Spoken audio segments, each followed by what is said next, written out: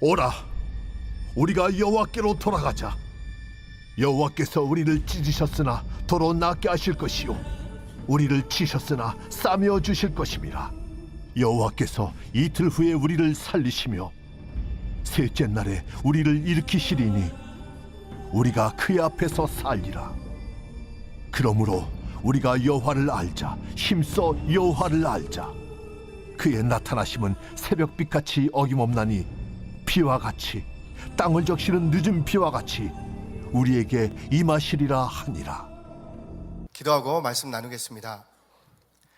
아버지 하나님, 은혜 주셔서 우리를 구원해 주시고 신년 감사주일로 주 앞에 예배하게 하심에 감사합니다. 평생에 감사가 끊이지 않는 우리의 삶이 될 수 있도록 은혜와 복을 내려 주시옵소서.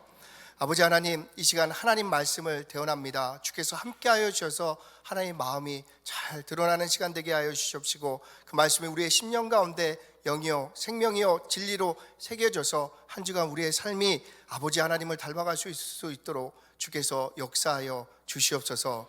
시종을 주님께 의탁드리옵고 감사하며 예수 그리스도의 이름으로 기도합니다. 아멘. 복된 주일입니다.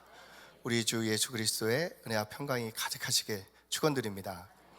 1741년 8월에요. 나이가 많이 들어서 가난하게 된 핸델이 이제 뇌출혈로 인해서 몸의 한쪽 부분이 움직여지지 않게 되어졌습니다.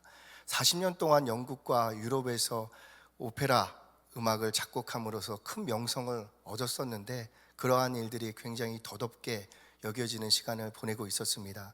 모든 소망을 잃고 삶의 마지막을 기다리고 있었는데, 찰스 기본이라는 분이 이사야서를 묵상하다가 감동이 되어서 써내려나간 시를 가지고 와서 핸델에게 건넸습니다. 이 시를 작곡해 주세요. 무심코 건네받은 받은 시를 핸델이 읽다가 큰 은혜를 받게 됩니다. 그 시의 배경은 이사야서 53편이었습니다. 3장이었습니다. 제가 읽겠습니다. 그는 멸시를 받아 사람들에게 버림받았으며 간고를 많이 겪으며 질고를 아는 자라. 마치 사람들이 그에게서 얼굴을 가린 것 같이 멸시를 당하였고 우리도 그를 귀히 여기지 아니하였도다. 그는 실로 우리의 질고를 지고 우리의 슬픔을 당하였거늘 우리는 생각하기를 그는 징벌받아 하나님께 맞으며 고난을 당한다 하였노라. 아멘. 이 말씀들이 핸델의 마음에 닿아서 핸델의 상한 심령을 치유하기 시작한 것입니다. 마지막에 나의 구원자는 살아계시니 기뻐하라 할렐루야 라고 끝날 때 핸델이 펜을 손에 쥐고 작곡을 하기 시작했는데, 쉬지 않고 21일 동안 작곡을 하였다라고 말하고 있습니다. 작곡하는 내내 눈시울이 붉어졌었고, 그 작곡하는 과정 가운데서 나는 지금 천국과 하나님을 보고 있습니다 라고 고백했다고 합니다. 이렇게 작곡된 곡이 우리가 잘 알고 있는 핸델의 메시아라는 곡입니다. 메시아가 처음으로 런던에서 연주된 이후에 사실 핸델은 시력까지 완전히 잃게 되었습니다. 하지만 핸델은 이전의 삶의 모습과는 전혀 다른 모습으로 하나님 앞에 서 있었습니다. 그는 중풍에 시력을 잃었지만 그의 마지막 생애 6년 동안은 조금도 흔들림 없이 하나님을 신앙하는 모습으로 살아갔다라는 말씀입니다. 신년을 맞이하며 무엇을 나누어야 될까라고 고민을 하다가 역시 복음이지 라는 생각을 갖게 되었습니다. 제게는 복음을 전하는 방식이 3가지 정도 있습니다. 먼저 영혼 구원을 위해서 복음을 전하는 방식입니다. 그리고 복음이 무엇인지에 대해서 복음을 조금 더 자세히 풀어서 설명하는 방법입니다. 그리고 마지막으로 장로교 교리 안에서 체계적으로 복음을 나누는 방식입니다. 오늘부터 4주간은 장로교 교리 안에서 복음에 대해서 함께 나누는 시간을 가지려고 합니다. 새 성도 반이라는 교재가 잘 정리되어 있기 때문에 그 교재를 잘 숙지하고 정리해서 함께 나누도록 하겠습니다. 하나님을 신앙하는 우리에게 있어서 하나님을 아는 일은 무엇보다도 중요할 것입니다. 그래서 오늘은 창세기를 중심으로 하나님이 누구신지에 대해서 함께 말씀을 나누겠습니다. 먼저 하나님은 창조주 하나님이십니다. 그래서 성경은 첫 구절로부터 창조주 하나님을 우리에게 소개하고 있습니다. 1장 1절 말씀을 함께 읽겠습니다. 시작. 태초에 하나님이 천지를 창조하시니라. 아멘. 짧은 문장이지만 사실 이 문장을 저희가 온전히 이해하기는 어렵습니다. 한 단어 한 단어 한번 살펴보면 태초가 언제일까요? 우주의 시작을 태초라고 부를 수도 있을 것입니다. 과학자들이 열심히 연구를 해봤는데 결국 답은 모른다 였습니다. 그래서 태초는 우리에게 모르는 영역이 되는 것입니다. 태초에 하나님은 누구십니까? 우리는 보이는 사람도 누군지 파악하기 어려운 유한한 존재입니다. 그런데 어떻게 보이지 않는 하나님을 우리가 알 수 있겠습니까? 유한한 인간이 무한하신 하나님을 알기는 어렵다라는 말씀입니다. 천지에 대해서 생각해 보신 적 있습니까? 지구가 이제 둘레가 4만 킬로 정도 된다고 합니다. 빛의 속도로 이렇게 지구를 한 바퀴 돌려면 0.1초 정도 걸린다고 합니다.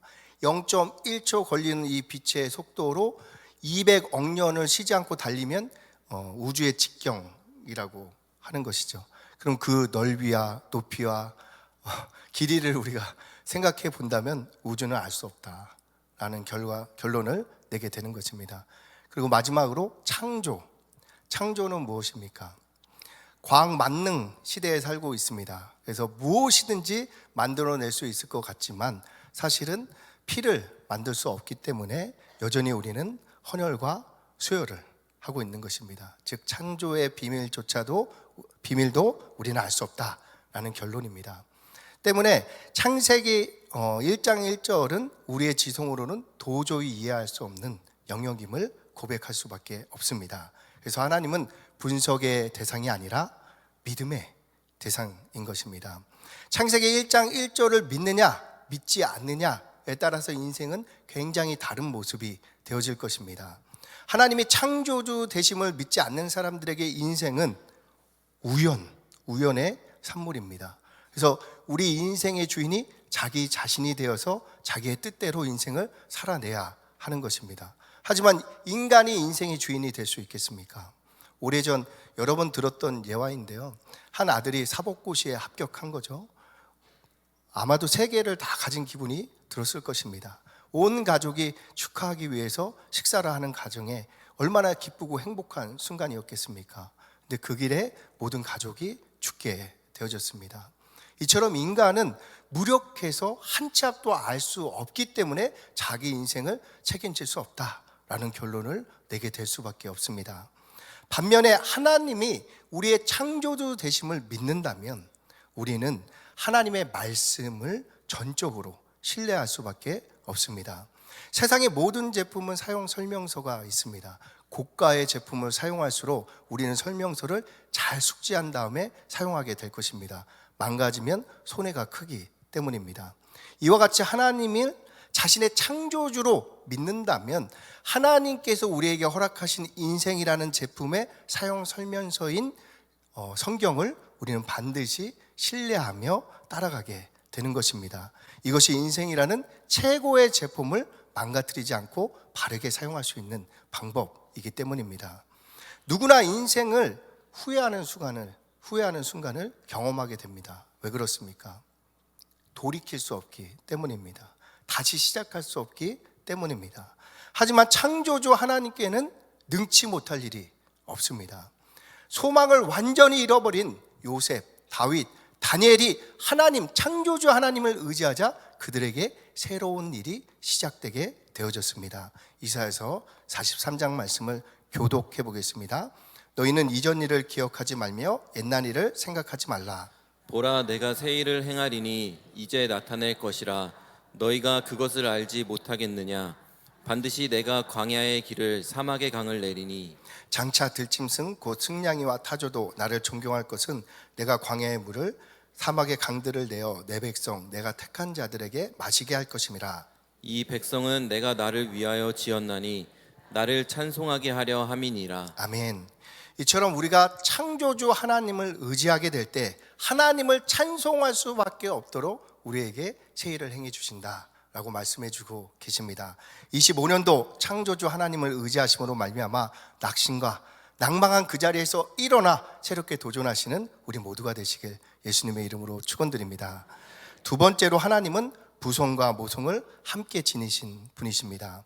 창세기 1장 27절 말씀을 함께 읽겠습니다. 시작. 하나님이 자기 형상 곧 하나님의 형상대로 사람을 창조하시되 남자와 여자를 창조하시고. 아멘. 사람들은 오랫동안 하나님을 남성적으로 이해하고 있었습니다. 그러나 하나님은 하나님의 형상으로 사람을 지었을 때 남자만 지은 것이 아니라 여자도 지었다라고 말씀해 주십니다. 즉 하나님의 형상의 안에는 남자뿐만 아니라 여자도 함께 있다라는 것을 알게 되는 것입니다. 여기서 형상이라는 것은 외적인 외모를 뜻하는 것이 아니라 하나님의 속성을 알려주고 있는 것입니다. 바꾸어 표현드리면 하나님께는 부성과 모성이 함께 존재하신다라는 것을 알게 되는 것입니다. 하나님은 이스라엘 백성을 가로막은 홍해를 단번에 가르시고 이스라엘 백성들을 괴롭혔던 아수르의 18만 5천 명의 병사들을 하룻밤에 멸하실 수 있는 강력한 부성의 모습을 우리에게 보여주십니다. 하지만 이 부성으로 하나님의 전부를 설명할 수는 없다라는 것입니다. 만약에 아이가 고열로 시달리게 되면 그 아이 옆에서 뜬 눈으로 밤새워 아이를 간호하는 분은 어머니일 것입니다. 아이의 울음소리만 들어도 그 아이의 표정만 보아도 아이가 무엇을 원하는지를 알게 되는 분도 보통은 어머니일 것입니다. 그래서 하나님은 우리에게 자신의 모성에 대해서 성경을 통해서 말씀해주고 계십니다. 이사야서 49장입니다. 함께 읽겠습니다. 시작. 여인이 어찌 그 젖먹는 자식을 잊겠으며 자기 태에서 난 아들을 긍휼히 여기지 않겠느냐. 그들은 혹시 잊을지라도 나는 너를 잊지 아니할 것이라. 아멘. 어머니가 자식을 위로함 같이 내가 너희를 위로할 것인즉 너희가 예루살렘에서 위로를 받으리니. 아멘. 한 목사님의 간증입니다. 6.25 직후에 있었던 일입니다. 가족이 겨울에 기차를 타고 떠나고 있었던 때입니다. 당시 기차는 난방이 당연히 안 됐겠죠. 6.25 직후니까 기차 유리가 여기저기가 깨져 있었습니다. 밖에 기온이 영하 20도입니다. 그럼 달리는 기차 안은 밖보다 훨씬 더 기온이 낮았을 것 같습니다. 그 안에서 이렇게 여행하는 일이 어린 목사님에게는 굉장히 힘든 일이었다 합니다. 그 중에서 가장 힘들었던 것이 얼어붙게 되는 자신의 두 발이었다고 합니다. 그래서 목사님은 견디다 못해서 결국은 눈물을 흘리게 되었습니다.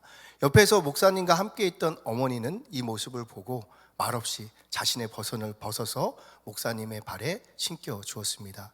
덕분에 목사님은 그나마 견딜 수 있었다라고 이야기를 해주십니다. 그 후에 이제 목적지에 도착하게 되어서 내리게 되었는데 목사님의 어머니의 발을 보게 된 것입니다. 그때 어머니의 발은 고무신 안에서 새파랗게 얼어 있었던 것입니다.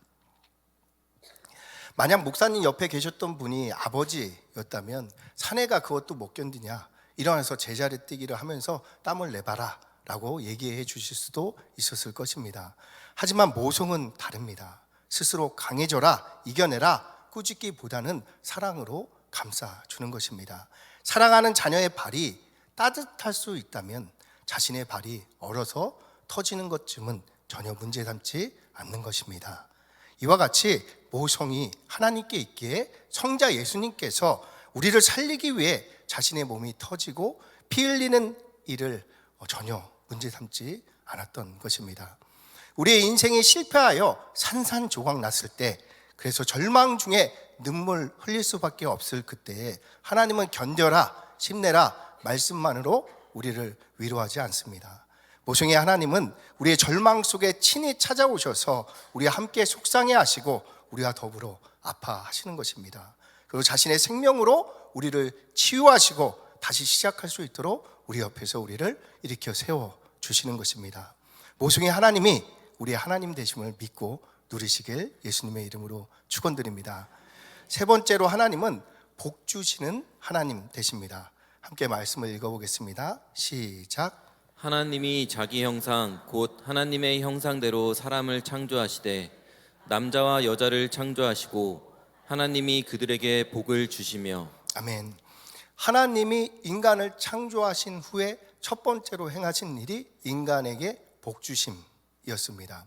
하나님이 인간을 창조하신 후에 며칠 있다가 몇 달 있다가 복 주신 것이 아니라 그날 즉시 복을 주심을 통해서 우리가 알게 되는 것이 하나님이 인간에게 복 주심을 기뻐하시는구나 라는 것을 알게 됩니다. 때문에 인간은 당연히 하나님께 복을 구해야 하는 것입니다.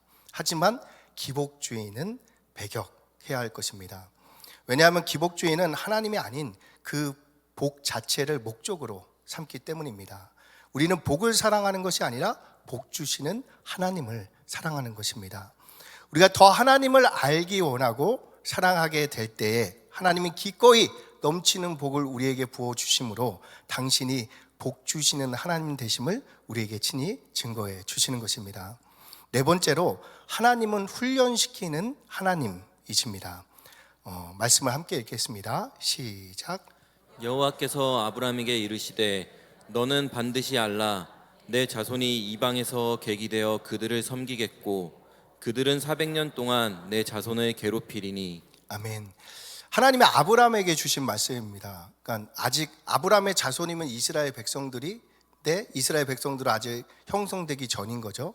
그때 아브라함에게 하나님께서 내 자손이 애굽에서 종이 된다라고 이제 말씀을 해주신 것입니다.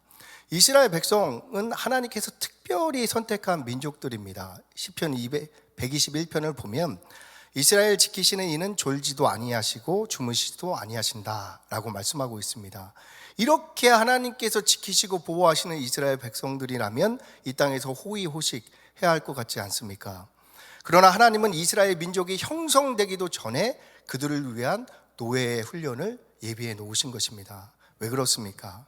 하나님은 자신의 사랑하는 자녀들을 훈련시키시는 하나님이시기 때문입니다. 헌삼 중년을 정복하는 데 왕도는 없습니다. 훈련만이 답입니다. 아무런 훈련을 하지 않고 올림픽에서 메달 따는 일은 있을 수가 없습니다. 하나님은 우리를 무능한 자로 방치하지 않고 우리를 강하고 성숙한 하나님의 자녀로 훈련시키시는 하나님 되십니다. 모세가 광야에서 40년 동안 혼자 고독한 훈련을 받은 것도, 다윗이 사울의 칼을 피하는 훈련을 받은 것도 이와 같은 이유에서였습니다. 우리가 하나님의 자녀이면서도 아직까지 하나님의 훈련을 받아본 경험이 없다면 우리는 성숙한 하나님의 자녀는 아닐 수도 있습니다. 반면에 우리가 전혀 예상하지 못하는 시련과 어려움의 연속을 당하고 있다면 이것은 하나님의 훈련의 손길임을 기억하셔야 합니다. 이것이 이제 하나님이 우리의 신앙을 한 차원 높이려고 계획하신 것입니다. 예수님을 그리스도로 믿는 모든 사람이 구원을 받습니다. 하지만 구원받은 모든 사람이 하나님의 신실한 일꾼은 아닌 것입니다. 하나님의 주시는 훈련을 감당한 자만이 하나님의 신실한 일꾼으로 설 수 있습니다. 때문에 성경에 등장하는 모든 신앙의 위인들은 모두 어려운 훈련들을 감당해 내었습니다. 그렇다면 우리에게 시련이 왔다는 것은 하나님이 우리에게 요셉, 다윗, 다니엘과 같이 기대하고 계시구나 라는 것을 알게 되는 것입니다. 이렇게 훈련시키는 하나님을 알게 될 때 우리에게 찾아오는 문제들을 원망하고 불평하는 것이 아니라 그 안에서 하나님의 뜻을 찾고 순종함으로 하나님의 신실한 성도로 세워지게 될 것입니다. 다섯 번째로 하나님은 전능하신 하나님이십니다. 함께 말씀을 읽겠습니다. 시작. 아브라함의 99세대에 여호와께서 아브라함에게 나타나서 그에게 이르시되 나는 전능한 하나님이라 너는 내 앞에서 행하여 완전하라. 아멘. 하나님의 자신의 속성을 처음 알려주셨는데 처음 알려주신 그 하나님의 속성이 전능함입니다. 하나님이 제일 먼저 전능함을 우리에게 알려주신 이유는 우리가 유약하기 때문입니다. 인간은 모든 것을 할 수 있을 것 같지만 사실은 할 수 없는 일들이 굉장히 많습니다. 자신의 자녀가 병들어서 수술을 받게 되어서 배를 갈라야 될 상황에 이르면 부모는 대신 자녀를 대신해서 그 수술을 받고 싶지만 우리는 그러한 일들을 할 수가 없습니다. 우리는 자녀의 구원제가 될 수 없을 뿐만 아니라 인간에게 필요한 물 한 방울도 공기 한 모금도 만들 수 없는 유약한 존재인 것입니다. 그래서 하나님은 자신을 전능자라 우리에게 소개하고 계십니다. 하나님의 전능함이 어디서 가장 많이 드러날 수 있겠습니까? 하늘에 수놓은 수많은 별들과 바다에 있는 깊이 새겨진 수많은 이렇게 피조 세계들을 보면서도 하나님의 전능함을 우리는 느낄 수 있을 것입니다. 하지만 무엇보다도 나 같은 죄인을 살리시고 새 사람 되게 하셨다는 것이 하나님의 전능성을 가장 크게 만나게 되는 부분입니다. 하나님의 영원한 죽음으로부터 우리를 살려내실 정도로 전능하시다면 그 하나님이 당신의 전능하심으로 살려낸 우리의 일생 또한 책임져 주실 것이 분명하기 때문입니다. 창세기 17장입니다. 나는 전능한 하나님이라 너는 내 앞에 행하여 완전하라. 아멘. 하나님은 우리에게 홀로 완전하라 말씀하지 않고 내 앞에 행하여 완전하라 말씀하고 계십니다. 그렇다면 하나님께서 언제나 우리 뒤에 배경이 되어 주실 것이니 너희는 염려 걱정하지 말고 가하고 담대하라 라고 말씀해 주시는 것입니다. 새로운 25년 전능하신 하나님을 배경 삼아서 도전하고 꿈꾸시는 우리 모두가 되시길 축원드립니다. 여섯 번째로 하나님은 예비하시는 하나님이십니다. 하나님이 아브라함을 불러서 이삭을 바치라 라고 했습니다. 사랑하는 아들을 번제로 드려라 라는 것은 사실 상상할 수도 없는 일입니다. 그런데 아브라함은 그 일에 순종으로 나아간 것입니다. 어떻게 아브라함이 이러한 일에 순종할 수 있었습니까? 하나님이 이삭을 죽이지 않으실 것을 아브라함은 믿었고 혹시 이삭이 죽는다고 하여도 하나님이 반드시 살려내실 것을 아브라함이 믿었기 때문입니다. 아브라함이 이러한 믿음으로 하나님께 이삭을 바치자 하나님께서는 양을 숯불에 뿔이 걸려있는 양을 예비해 두셨습니다. 함께 교독하겠습니다. 아브라함이 눈을 들어 살펴본즉 한 수양이 뒤에 있는데 뿔이 숯불에 걸려 있는지라 아브라함이 가서 수양을 가져다가 아들 대신에 번제를 드렸더라. 아브라함이 그 땅 이름을 여호와 이레라 하였으므로 오늘날까지 사람들이 이르기를 여호와의 산에서 준비되리라. 아멘. 가난한 부모님도 태어날 자식을 위해서 기저귀와 옷가지 등을 예비해 둡니다. 하물며 우리를 죽음에서 건지신 하나님이 우리를 위해 필요한 것들을 예비하지 않겠습니까? 지금 우리 눈에 아무것도 보이지 않아도 염려하지 말자라는 말씀입니다. 아버지 하나님은 우리가 생각하기도 전에 우리의 생각보다 훨씬 좋은 것들로 우리를 위해 예비해 놓고 계신 것입니다. 그러니 두려워하지 말고 염려하지 말고 먼저 하나님 나라와 의를 구하시기 바랍니다. 우리가 하나님 나라와 의를 구하며 나아갈 때 하나님이 여호와 이레의 하나님께서 우리의 아버지 되심을 예비하신 것들로 채워주심으로 날마다 증거해 주실 것입니다. 일곱 번째로 하나님은 언제나 우리와 함께 하시는 하나님이십니다. 함께 말씀을 읽겠습니다. 시작. 내가 너와 함께 있어 내가 어디로 가든지 너를 지키며 너를 이끌어 이 땅에 돌아오게 할지라. 내가 내게 허락한 것을 다 이루기까지 너를 떠나지 아니하리라. 아멘. 자식에 대한 부모의 사랑은 말로 표현하기 어려울 정도로 크고 깊을 것입니다.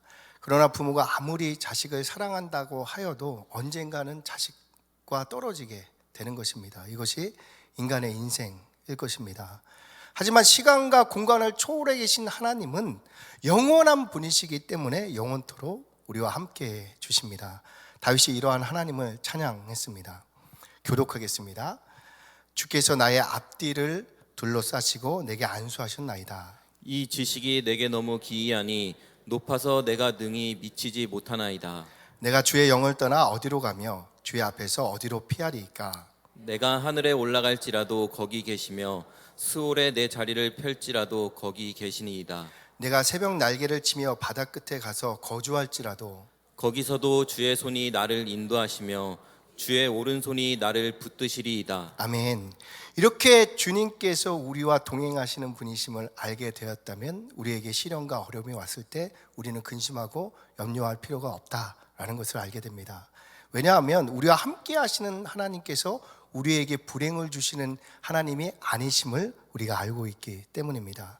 하나님은 우리와 함께 계심에도 우리에게 우리가 사망의 골짜기에 이르게 되었다면 그 골짜기는 우리로 하여금 하나님의 구원의 막대기와 지팡이를 경험하게 하는 은혜의 골짜기가 되어질 것입니다. 진실로 하나님을 믿는다면 스스로 하나님의 능력을 제한하거나 재단하면 안 될 것입니다. 이사야서 55장입니다. 함께 읽겠습니다. 시작. 이는 내 생각이 너희 생각과 다르며 내 길은 너희의 길과 다름이니라. 여호와의 말씀이니라.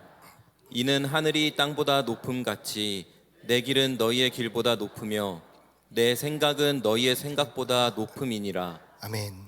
우리의 생각이나 계획과 비교 자체가 불가능하신 전능하신 하나님의 뜻과 섭리를 끝까지 신뢰하는 것입니다. 그때에 우리가 동행해 주시는 창조주 하나님의 뜻과 계획이 우리의 삶을 통해서 결실되어질 것입니다.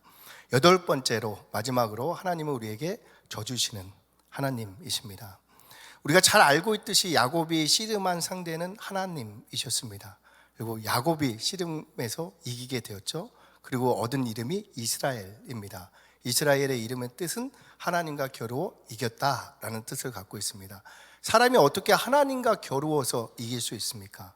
간단한 답은 하나님의 아버지 되시기에 져주셨다라는 것입니다. 아이와 아빠가 씨름할 때 아이를 이기는 아빠는 없을 것입니다.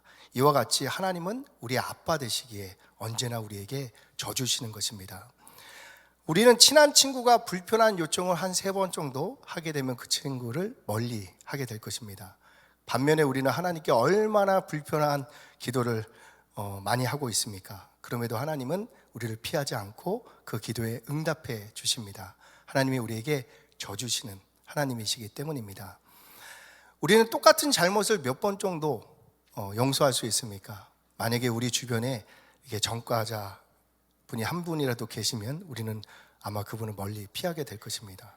그러나 우리는 하나님 앞에 수백 번, 수천 번 동일한 죄를 반복해서 지는 죄인 중에 괴수가 아닙니까? 그럼에도 하나님은 언제나 우리의 죄를 용서해 주시는 것입니다. 왜냐하면 하나님이 우리에게 져주시는 하나님 되시기 때문입니다. 우리의 죄가 주홍같이 붉을지라도 우리가 하나님을 아버지로 바라보는 한 하나님은 언제나 우리에게 져주시면서 우리의 죄를 눈과 같이 정결케 씻어주십니다. 오늘 말씀을 정리하겠습니다. 창세기를 중심으로 하나님이 누구신지에 대해서 함께 나누었습니다. 이러한 하나님을 한마디로 정의하면 좋으신 하나님이십니다. 예수님은 좋으신 하나님을 아빠, 아버지라고 불렀습니다. 아이가 아빠를 부르면 아이들은 아빠에 대한 모든 권리를 가지게 됩니다. 반면 아빠는 아이에 대한 모든 책임과 의무를 지게 되는 것입니다. 때문에 아빠가 아이와 함께 있는 한 아이는 그 어떤 것도 염려 걱정할 이유가 없습니다. 그래서 아이에게 아빠보다 좋은 호칭은 없을 것 같습니다.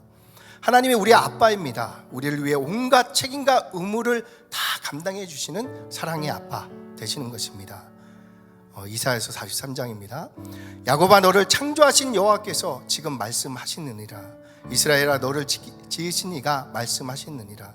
너는 두려워하지 말라. 내가 너를 구속하였고 내가 너를 지명하여 불렀나니 너는 내 것이라.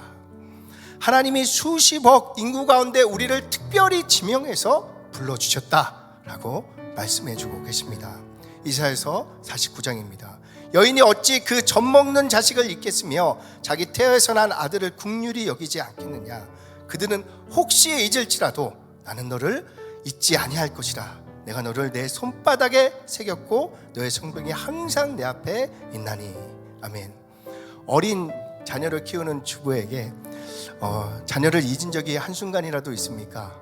물으면 열이면 열 없습니다 라고 대답을 합니다. 하지만 정말 그렇습니까? 재미있는 드라마를 보는 순간 우리는 자녀를 잊게 됩니다. 친구와 수다를 떠는 순간 우리는 자녀를 잊게 됩니다. 자는 동안은 말할 것도 없을 것입니다. 하지만 우리 하나님은 우리를 절대 잊지 않는다라고 말씀해 주십니다. 이사야서의 말씀과 같이 하나님이 우리의 이름을 손바닥에 새기고 매일 그 이름을 보시면서 무엇을 주실까라고 생각하시는 하나님을 생각한다면 감격이 밀려오지 않습니까? 너희 하나님 여호와가 너희 가운데 계시니 그는 구원을 베푸실 전능자시라. 그가 너로 말미암아 기쁨을 이기지 못하시며 너를 잠잠히 사랑하시며 너로 말미암아 즐거이 부르며 기뻐하시리라. 아멘.